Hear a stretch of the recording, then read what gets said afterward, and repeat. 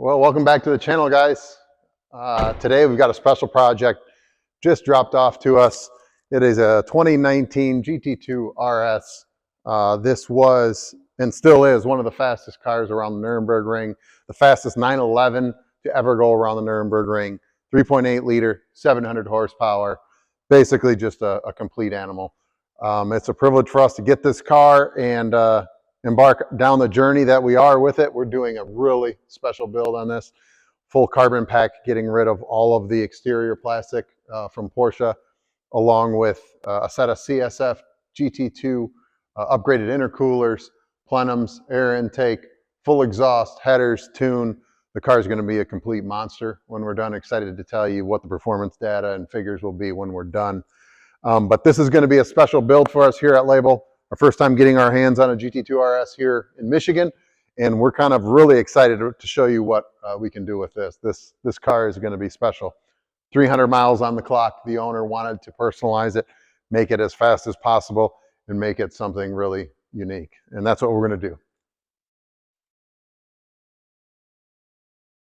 So what I wanted to do with you guys today is show you the carbon exterior pack that we're doing on this. This one's a little unique because this is not going to be just a bolt-on kit that somebody offers.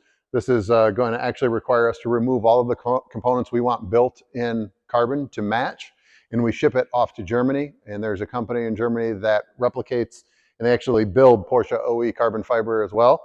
That will match all of the carbon that's already on the car. So today I just want to walk around the car with you real quick, show you the parts that we're going to be removing, shipping to Germany, and once they get back, we'll show you that unboxing and the parts as they're complete.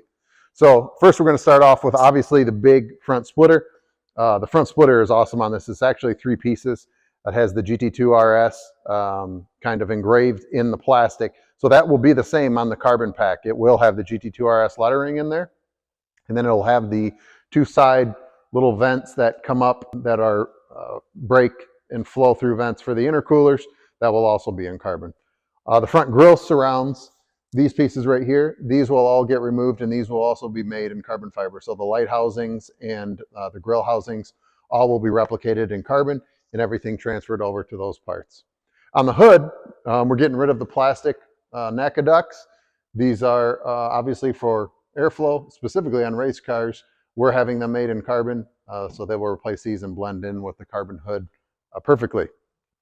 We come along to the side of the car. So we can see this car has obviously the exposed carbon stripes on the roof and the engine panel, and also the spoiler and the mirrors, and already the side air intakes.